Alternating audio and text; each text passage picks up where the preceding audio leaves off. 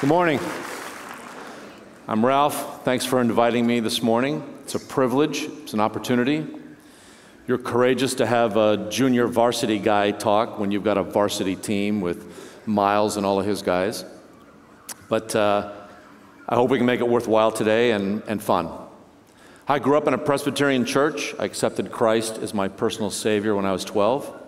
I was very active in the church and youth ministry. Married my high school sweetheart. And still attempting to struggle and follow Christ and make it a daily part of my life. We're all doing this together. How do we serve humbly? I'm also very fortunate to work in the movie and television business. I'm a history major from Berkeley. I don't have any business being in the movie business. I don't live in the right part of town. I didn't come from a family with connections or money or any of that. And I usually think, if God can use me in this situation, and I'm a knucklehead, imagine what he can do with you. I've been fortunate to work on a lot of movies. I did the Star Trek movies with the original cast, Star Treks 2 through 6. I made some silly movies that I like coming down here to San Diego, Captain Ron. Did Mighty Joe Young, Inspector Gadget, a bunch of others. And then lately, in the last 10 years, I've been at Fox and been able to work on the X-Men movies, Fantastic Four, and Tim Burton's Planet of the Apes. So God's really blessed me and put me in a privileged position, and so want to make the most of that. I've learned a lot. I've met some awesome people, and I thought I would share some things with you today about the importance of story and the importance of that in our lives as a church, as members of the church, as a community, the creative arts, and how God can speak through that. I think one of the first things I got to define, though, is what a producer does, because this is what my wife asks me all the time. What do you do? In the movie business, the Oscar goes for Best Picture to the producer. And that person or group of persons are about finding the story, the financing, the distribution, the writer, the director, putting all those elements together so that it becomes that product that comes across the finish line. And that person is the leader, a champion, the flag cheerleader, waver, and it takes all those skills to get that done. But sometimes a joke can sort of give you some insight into what a producer is. So I'm going to tell you a joke. A man in a hot air balloon realizes he's lost. He reduces altitude and he spots a woman below. So he descends a bit more and he shouts, "Excuse me, can you help me? I promised a friend I would meet him an hour ago and I don't know where I am." The woman below responds, "Well, you're in a hot air balloon hovering approximately 30 feet above the ground. You're between 40 and 41 degrees north latitude and between 59 and 60 degrees west longitude." "Well, you must be a production manager," says the balloonist. "I am," replied the woman, "but how did you know?" "Well," the balloonist says, "everything you told me is technically correct, but I have no idea what to make of your information. And the fact is, I'm still lost. Frankly, you've not been much help so far." The woman below responds, "You must be a producer." "I am," said the balloonist, "but how did you know?" "Well," said the woman, "you don't know where you are or where you're going. You've risen to where you are due to a large quantity of hot air. And now you made a promise which you have no idea how to keep, and you expect me to solve your problem. The fact is, you're in exactly the same position you were before we met, but now somehow it's my fault."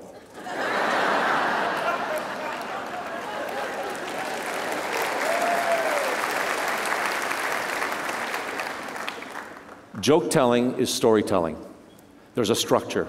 There's a beginning, a middle, and an end. And you have to know where you're going, and if it works, you get the desired result. You get a laugh. Storytelling is what makes us human. Ancient humans sat around a campfire and told stories. Stories about the events of the day, of adventure, of conquest, of loss, of joy, of laughter. Storytelling has always been about teaching adults and teaching the youth the lessons about life. And storytelling is what makes us different from all of God's other creations. Today we tease stories in 140 characters to signal our involvement with a thumbs up in Facebook. We can tell a story with one image in Instagram.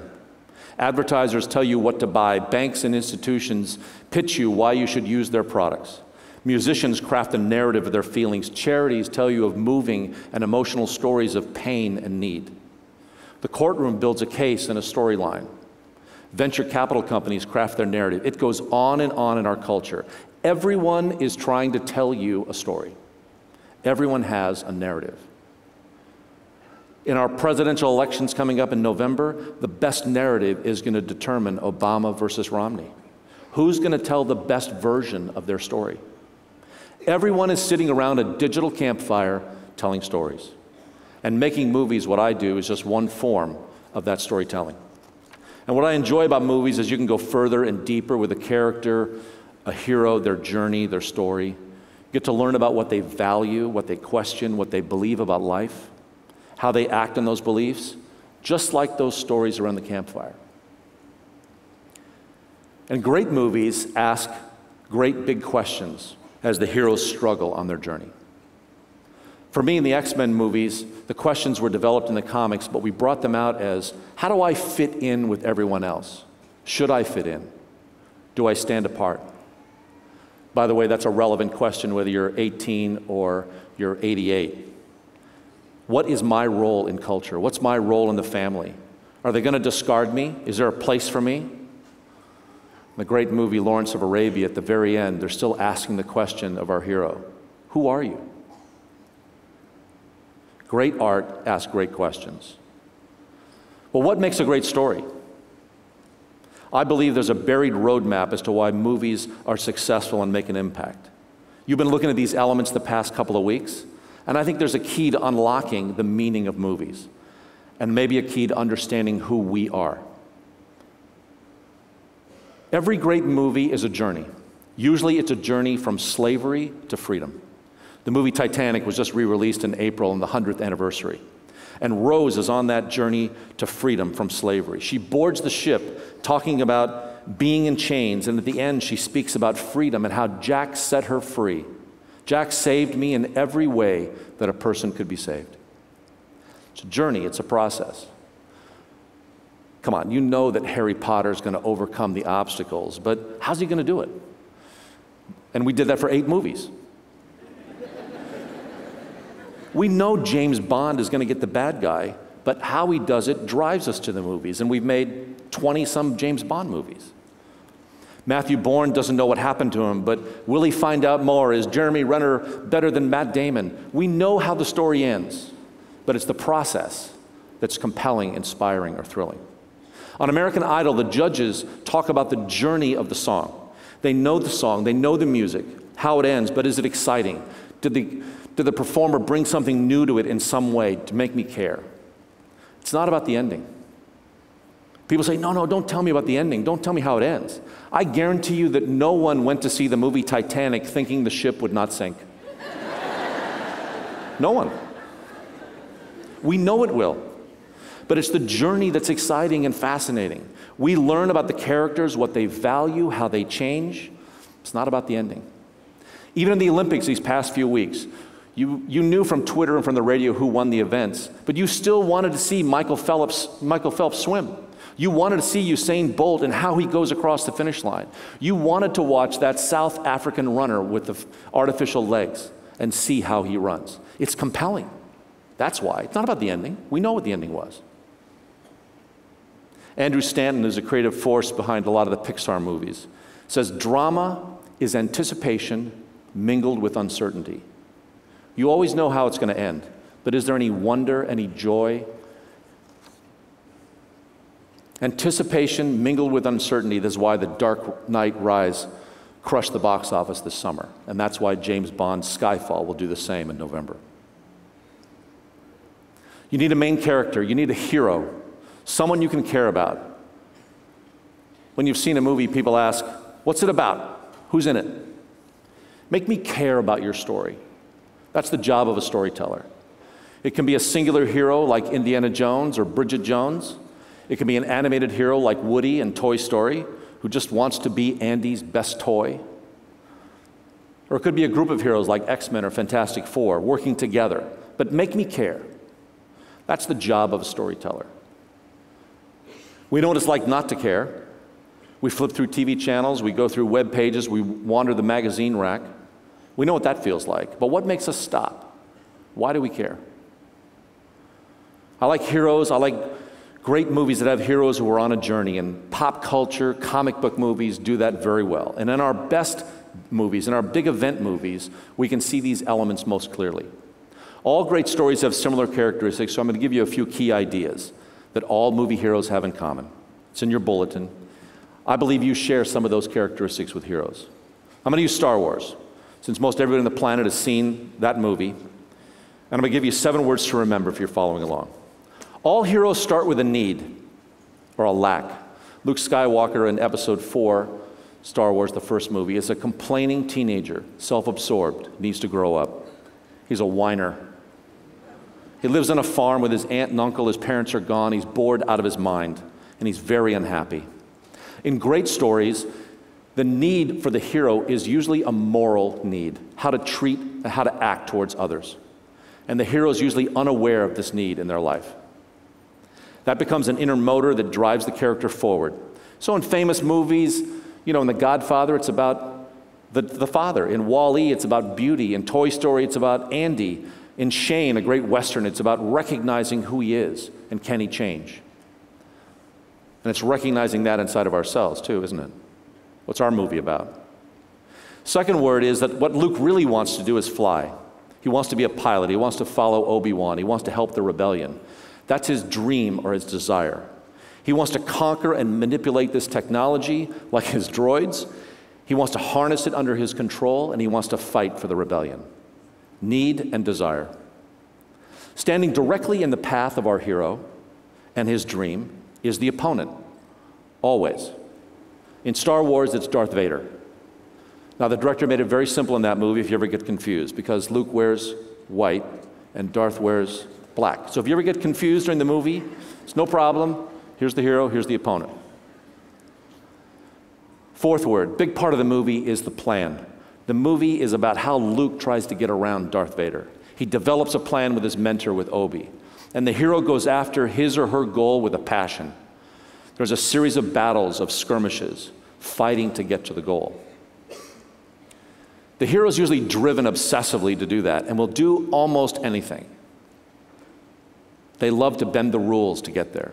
I love the scene in Indiana Jones where he confronts a sword fighter and he simply pulls out his gun and shoots him. He's got to get to the Ark. He's got to find Marion. He doesn't have time to learn how to be a sword fighter. He's obsessive. He's driven.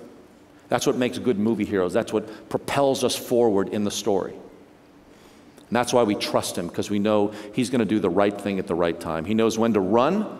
He knows when to stand and fight. Now, that plan section of the story is very involved and complex and has several battles, and it's the bulk of the storytelling. But it ultimately leads to a great battle. It leads to an epic struggle. It's life-changing. Our hero almost dies. How many times did Harry Potter almost die? Luke almost dies in the trash compactor. Batman almost dies. It's always epic. And yet the battle is not a physical battle. It's a battle about values. In our best stories, in our best movies, and in your story, it's a battle of values. It's a battle of what Luke believes in versus what Darth believes in. And ultimately, that's what the story's about. The result of that battle is that our hero comes away with a self-revelation. The hero learns something about themselves that they did not know at the beginning. Luke learns to trust the Force and not depend on technology. You've turned off the targeting device. Stay on target. And he turns it off and he trusts the Force, what he's learned over the movie, to stay on target. He throws it off. The hero learns something they didn't know.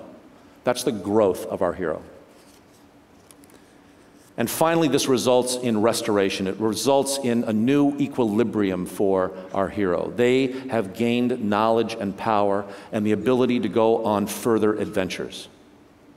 Or in the studio business, we call it sequels. Now, in that story structure, I think self-revelation is the key. That's what unlocks the meaning of our journey and finding our place.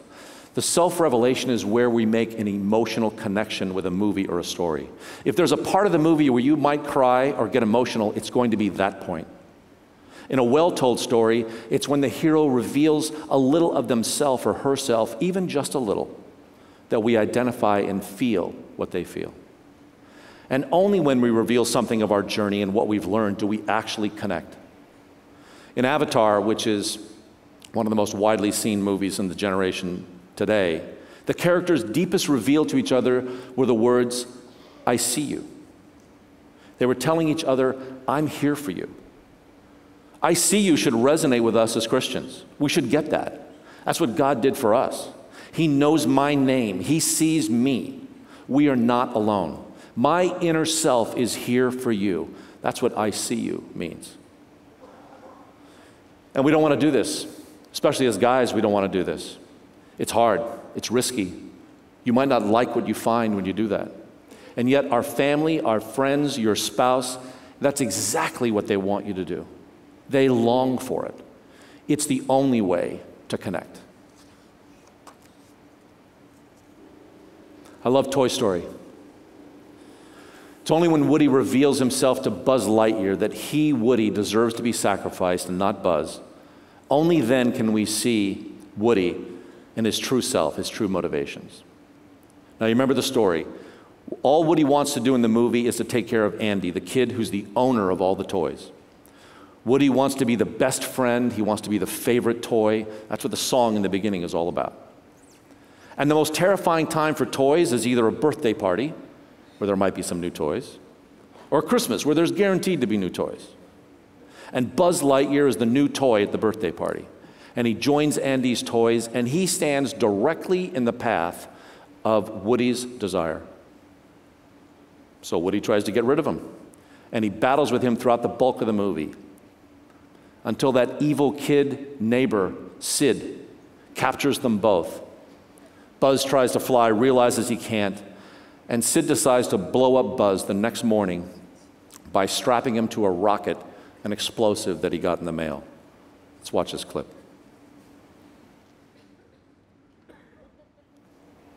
You hear what he says? "I should have been the one strapped to that rocket."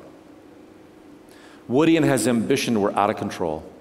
He thought only of himself and realized he deserved to be sacrificed. He had a very small view of the owner, Andy, and Buzz realizes the same. He's only a toy, but he's a toy that has his name, that has the owner's name written on his soul. Only when they both reveal themselves to each other and remind each other they have an owner and that they're strengths and they can go forward do they build a long and durable friendship for 3 movies. By the time you get to the 3rd movie, they've faced an impending death in a trash compactor. And you'd be hard-pressed to find a better representation of how we should face life's challenges. All those toys are holding hands, no words, and there's no dry eyes in the movie theater in Toy Story 3. These are toys. This is zeros and ones. These scenes are designed by the writer and director. They didn't sneak a camera in just to see what the toys were doing off camera. It's not inadvertent. Great stories deliver this kind of entertainment and self-revelation. Look at the Best Picture Oscar from last year, The Artist. The highest award in our business, the last Oscar handed out to the producer, by the way. Who would be crazy enough to make a black and white silent movie in a world of Avatar in 3D? We live in a culture where everyone walks around connected to something else and not even talking to each other. We sit around as families texting and reading email to each other. Real conversations seem to be something of the past, so a silent movie in black and white, yet enforcing the audience to slow down and pay attention to the story. They created something wonderful and amazing. I believe Mel Gibson did the same thing in The Passion, that unless you speak Aramaic, you had to watch the screen for the story and the visuals. You had to pay attention. In the movie, The Artist has power because it's also about us. In the movie, it's about the crash of 1929, but you can't help think about the crash of 2008. That's what triggers our journey. The crash of 1929 triggered his and his self-revelation. He needed to let go, allow himself to depend on others, and as many movies talk about, understand the power of love. George had to find his way and recalibrate to move forward, kind of like everyone on the globe is trying to do right now. Is there a place for me? Everybody's recalibrating, trying to figure out how to move forward. The artist tells an old story, but it made it feel contemporary and relevant. Great heroes of the Bible are the same. Their self-revelation moments define them. Think of King David. In going after Goliath, he rejects the normal body armor and the time-tested strategies of defeating the enemy. But rather, he declares his allegiance to the God of Israel. He depends on God for the outcome. And if you read the text says he actually runs at Goliath. And some say that probably stunned Goliath, and for a moment, unsure of what he's going to do, makes Goliath an easier target to hit with a small, smooth stone. I have no doubt later in his career that David, in negotiating treaties, keeps that enormous sword on display, just to remind himself and others who cut off Goliath's head and what God did on that day, what he learned about depending on God's strength and not his own. Or again, David caught by the prophet Nathan, admitting his adultery and his deep failure. These self-revelations shaped the greatest king of Israel and defined the character of a man who was after God's own heart. Or with Jesus, think about how Luke records the transfiguration.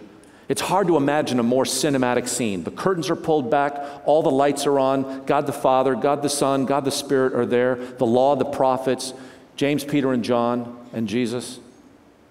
All the important players. And what do they talk about?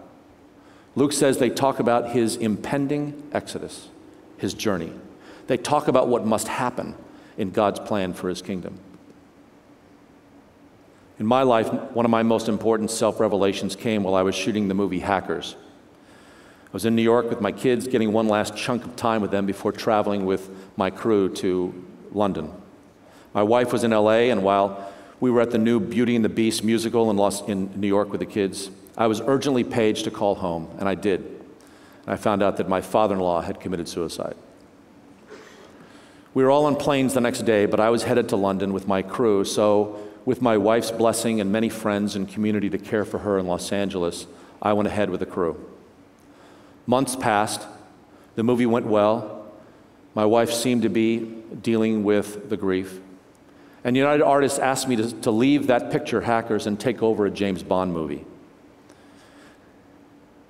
As a producer, to add a James Bond movie to my Star Trek resume was amazing. Gold and I would shoot on 3 continents, including James Bond chasing the bad guys in a tank for a month in St. Petersburg. It was a career dream. Well, before I'd said yes to the movie, I flew my wife to New York to talk it through, since it would keep me traveling for another 9 months. And as only those discussions can go with a spouse, I realized that if I took the job, I'd be living at a different address when I returned home. The ambition was out of control. I couldn't see how I was neglecting my family. Even though I was providing for them, I was planting for the future. So right there, I committed to my family that I would turn down the job and I would work in LA until our kids were out of high school. I went back to London, and I distinctly remember telling the head of United Artists that I would not take the job. Job too tough, he says? No, it's not what I said. What I said is, I'm choosing my family, not the job. He and I never talked again. I came home looking for work, praying for significance, great projects, great directors. But for 6 months, nothing. Okay, God, you told me this is the right thing to do. Now what? Is this a joke? He and I had lots of conversations. And meanwhile, my wife is praying for every movie that would shoot in my neighborhood. Out of the blue, I get a call to work on a TV series, not a movie, but it will shoot in the San Fernando Valley near my home. And Steven Spielberg will be the executive producer. And as I look back, it led to other movies I could not have planned on, like the X-Men movies. And the James Bond movie doesn't really matter. But I am still married. God gave me back my wife and my kids. That's what lasts. That's what's important.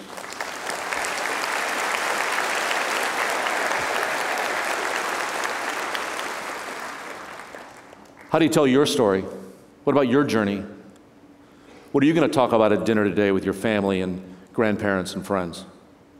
The best movies show us how.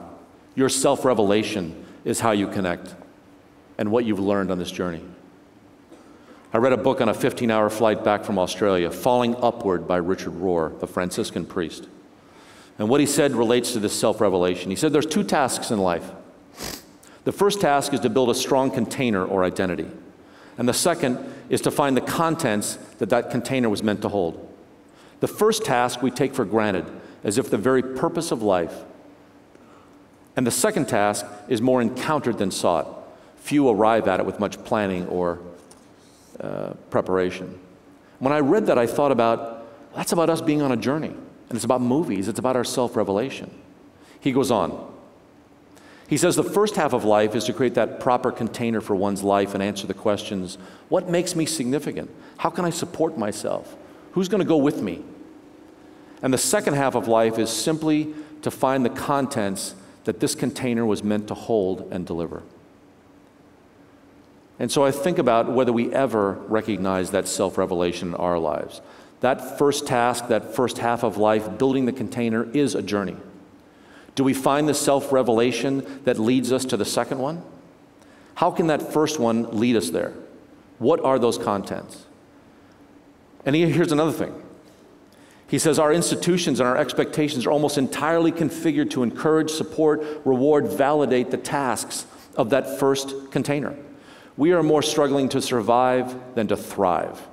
We're just getting through. We're just trying to figure it out, what's really there.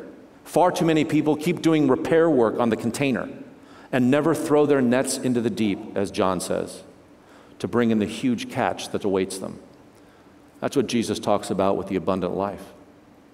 Well, that makes huge sense to me. Too many movies are just about the shiny container and the effects. Some don't care about what's inside, and no wonder we leave thinking that it's just empty. Thomas Merton points out that we may spend our whole life climbing the ladder of success, only to find out when we get to the top that our ladder is leaning against the wrong wall. That's what our self-revelation should be about. Do we, like characters, learn that lesson? What's the right wall to lean that ladder against? And finally, he points out that the great stories of our history, our culture, our mythology, our literature, our music, and now I think about movies, remind us about how that all works and why it's important. That's why we keep telling stories, to hear of others who have gone on that second journey, what happens to them, and how to prepare for it. Those are the stories that resonate and stir us up inside. Those are the stories that last. That's what should go inside of the container. You've probably heard about moving from success to significance, from the first task to the second. Well, I think of these as journeys. Only that self-revelation unlocks it. Maybe this is why so many of Jesus' statements to us in the Bible are hard to understand or make no sense. They're second journey statements. That's second journey language. Jesus is constantly trying to draw us into that second journey. In the first recorded miracle, the wedding at Cana, Mary, the mother of Jesus, comes to him in the wedding feast and says they've run out of wine. What does Jesus say? What does that have to do with me? My time has not come yet. What kind of response is that to your mom? What's he talking about? That's second journey language. But Jesus works with the servants and he fills 6 30-gallon cisterns with water from that small town. And it becomes the best wine, overflowing, extravagant, for a wedding celebration that probably had consumed a fair amount of wine already. You've saved the best wine till last, says the host of the event. And only the servants knew it was a miracle. Jesus didn't broadcast it. The wedding host, Mary, no one else knew what had happened. We get that story from the servants. And yet it wasn't about the containers, was it? It was about what Jesus put into it, the content, and how Jesus transforms it. In Luke 15, Jesus tells the story of the prodigal son, which we think is about the wasteful prodigal son. But it's really about how much the father loves the son and how much he's willing to waste his resources on his son. The wasteful son has a self-revelation on the way back to his father's house, but the father's prodigal love doesn't even let him get that statement out. And isn't the story really about the older brother who seems to have done everything right, but is empty? No matter how you analyze it, the parable is not about the container we build, but about the contents that go inside. In Luke 14, Jesus says to the crowd, a large crowd were traveling with Jesus, and turned to him and he said, "If anyone comes to me and does not hate his father and mother, his wife and children, his brothers and sisters, yes, even his own life, he cannot be my disciple." What? What's he talking about? That's second journey language. We're concerned with first journey stuff. Jesus is drawing us to think differently about that. We need to wrestle with those tensions, with that mystery, where we begin to get at what God has for us. That's what life's about. What are we going to fill our containers with? Don't we want to tell stories to each other about how we thrive and encourage and triumph in the second journey? Of the pain and obstacles we can overcome or avoid? Do you think that South African runner with 2 artificial legs has been on a second journey? You bet. That second journey is not about getting older. It's not about age. Life happens to us. It can happen at any age. Or why is that second journey worthwhile? The Bible's full of honest, authentic stories of flawed characters like you and me. That's why the Bible continues to be relevant to new generations. It's about the journey. And all along, we have a God who's willing to go with us. He's willing to fill our containers to overflowing. Judy and I saw a trailer for Les Mis on Friday night and can't wait to see the movie this December. It's a fantastic story. It stars my friend Hugh Jackman. It's written by Victor Hugo in 1862. It was read by our Civil War soldiers. 1,400 pages of redemption and forgiveness, of second journeys that take Jean Valjean to learn about himself and what lasts. Victor Hugo died in 1885, and the streets of Paris were filled with 2 million people who had read and knew those stories about forgiveness and redemption. That story's been told and retold many, many times because it helps us discover our self-revelation. That's what our best stories do. So I've laid out a lot for you today. Need, desire, opponent, plan, battle, self-revelation, restoration. 2 important tasks in life. What's the content we're going to put inside of our container? Be students of great stories and art and literature and movies. Read the Bible and those stories of great heroes. Characters, flawed, authentic, courageous, and human, just like us. Be ambassadors for great stories. Be interpreters. As a follower of Christ, it is your story that's important, far more than your ideology. Your willingness to go on that same journey, or to recognize that you're on a journey, that's what life is meant to be. Discovering your self-revelation is what gives you new power, new connections. It infects others, and it drives you forward. Make no mistake, we are people of the journey. That is how God shapes us and our character for the ultimate destination, life with Him. We long for and hope for that ending, and it's already been decided.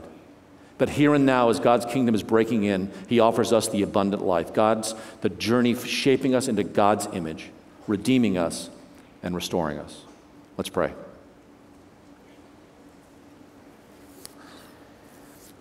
God, we are grateful. We are grateful because all good things come from You.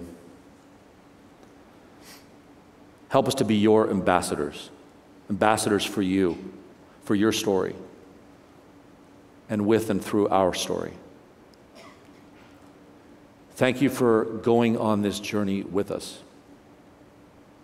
We crave Your presence. You are our hope. And we pray these things because of the incredible sacrifice of Your Son, Jesus. Amen. Thanks for coming to the Rock. Have a great Sunday.